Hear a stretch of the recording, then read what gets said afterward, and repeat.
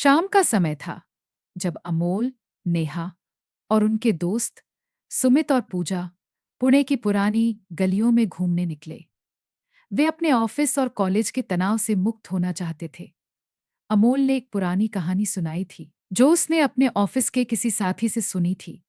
उसने बताया कि पुणे के बाहरी इलाके में कुछ पुराने बंगले हैं जहां कुछ साल पहले रहस्यमय हत्याएं हुई थीं। किसी ने उन हत्याओं का राज नहीं सुलझाया और उसके बाद से उसी इन बंगलों में कोई नहीं गया।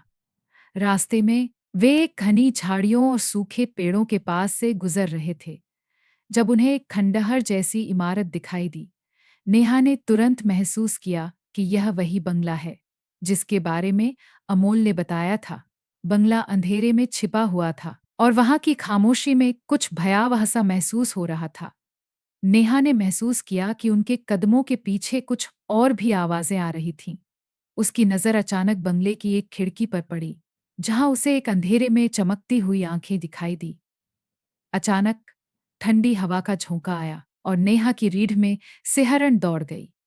अमोल ने उसे धीरे से पकड़ा और कहा, "चलो, यहां से चलते हैं।" परंतु नेहा का मन अभी भी उन आंखों की ओर खींच रहा था, जैसे वो उसे कुछ बताना चाहती थी। अगले दिन नेहा उस बंगले के बारे में जानने के लिए पुणे यूनिवर्सिटी की लाइब्रेरी में जाती है। वह किताबें और पुराने अखबार खंगालती है और उसे पता चलता है कि उस बंगले में रहने वाले परिवार के मन के सभी सदस्य एक रात अचानक गायब हो गए थे। कई लोगों का मानना था कि यह किसी काले जादू का असर था और कुछ लोगों ने उस रात चीखने चिल्लाने की आवाजें सुनी थीं। एक पुरानी किताब में नेहा को एक दस्तावेज मिलता है जिसमें उस बंगले के मालिक विश्वनाथ राव के बारे में बताया गया है।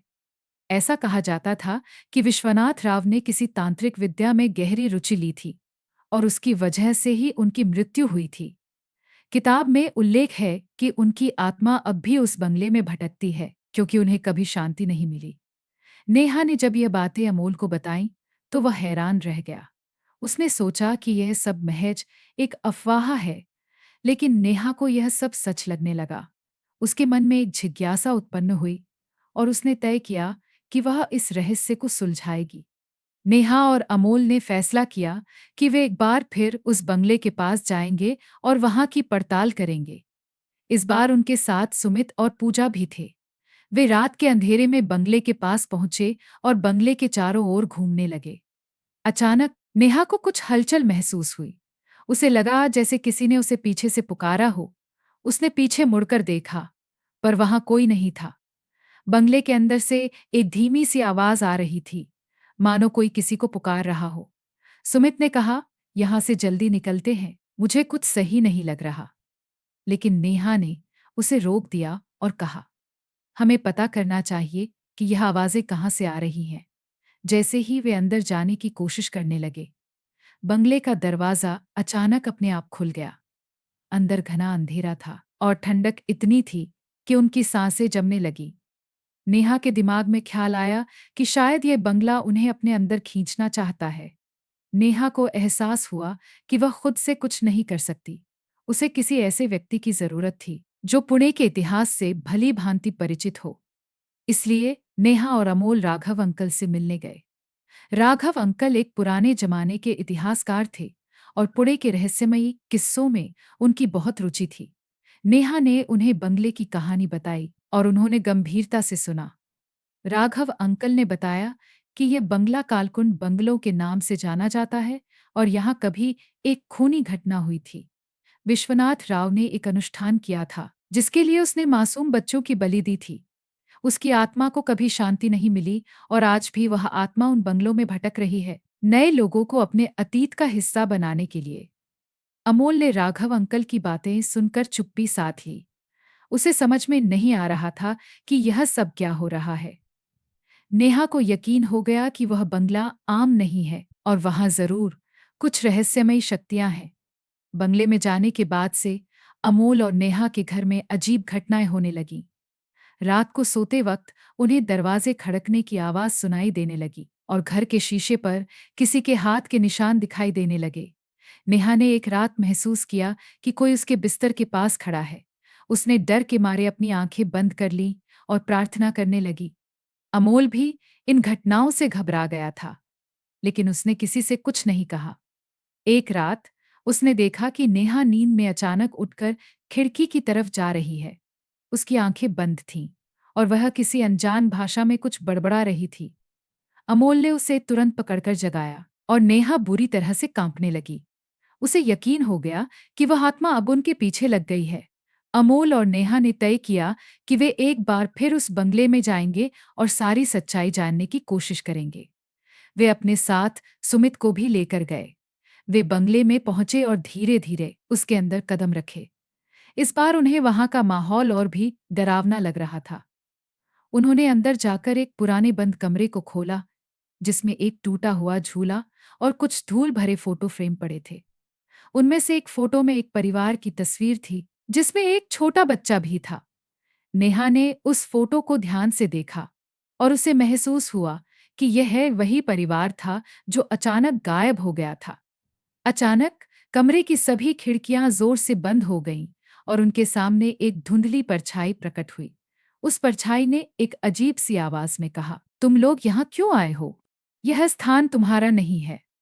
नेहा ने उस परछाई से बात करने की कोशिश की और कहा, हम सिर्फ जानना चाहते हैं कि आपके साथ क्या हुआ था। हम आपकी आत्मा को शांति दिलाना चाहते हैं।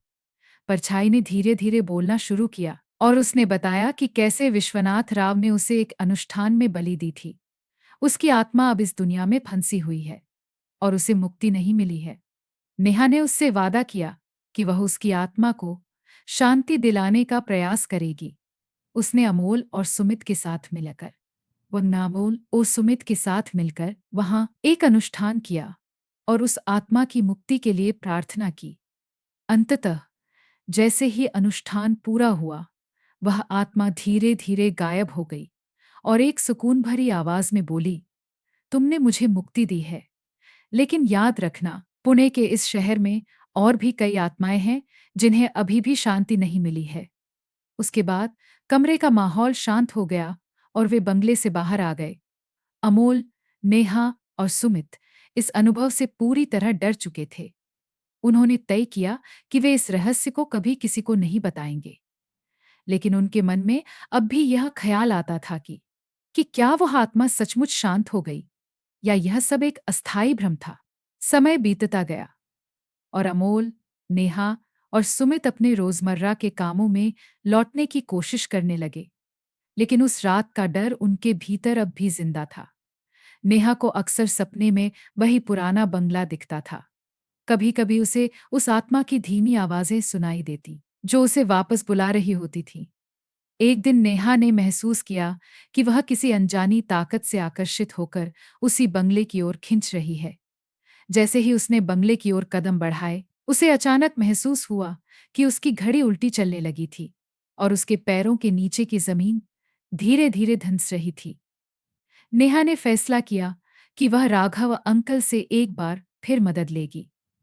वह उनके घर पहुंची और उन्हें अपने डर के बारे में बताया। राघव अंकल ने उसे समझाया कि कुछ आत्माओं को भले ही मुक्ति मिल जाती है, लेकिन वे कुछ लोगों पर अपनी निशानियां छोड़ जाती हैं, जो उन्हें बार बार वापस उस स्थान की ओर खींचती हैं। उन्होंने नेहा को एक धार्मिक उपाय करने का सुझाव दिया, ताकि उसका यह डर हमेशा के लिए समाप्त हो सके। नेहा, अमोल और सुमित ने मिलकर वह धार्मिक अनुष्ठान किया। जैसे जैसे अनुष्ठान आगे बढ़ा, नेहा को लगा कि उसके चारों ओर कुछ हलचल होने लगी है। उसे अजीब सी सरसराहट और किसी के सांस लेने की आवाजें सुनाई देने लगीं। अमोल और सुमित ने भी एक अनजाने डर का एहसास किया। अनुष्ठान खत्म होते ही एक गहरी खामोशी छा गई। ऐसा लग रहा था मानो कुछ छूट गया हो, कुछ खत्म हो गया हो। नेहा ने राहत की सांस ली और महसूस किया कि शायद अब उसे उस आत्मा की पुकार से छुटकारा मिल गया है। अगले दिन अमोल, नेहा और सुमित ने इस घटना को अपने जीवन से हमेशा के लिए भुलाने का निर्णय लिया। लेकिन उनके मन में कहीं न कहीं यह सवाल हमेशा बना रहा कि पुणे के इस ऐतिहासिक शहर में और कितने ऐसे छुपे रहस्य हैं जो समय की गहराइयों में दबे हुए हैं। कहानी भले ही समाप्त हो गई हो, लेकिन पुणे का यह रहस्यमय पहलू अभी भी जीवित है। कौन जाने आने वाले दिनों में और कौन सी आत्माएं जाग जाएं, कौन से बंगले अपने इतिहास को जीवित कर दें। पुणे की इन पुरानी गलियों में शायद और भी अनसुने किस्से दबे हों, जो सिर्फ उन्हीं के सामने प्रकट होते हैं जो उन्हें जानने की हिम्मत रखते हैं। ये कहानी अब पूर्ण हो गई है, जिसमें पुणे की रहस्यमय और डरावनी गलियों का एक अंश समाया है। क्या कोई और रहस्यमय कहानियां आपके मन में है जिन्हें मैं और विस्तार दे सकता हूँ?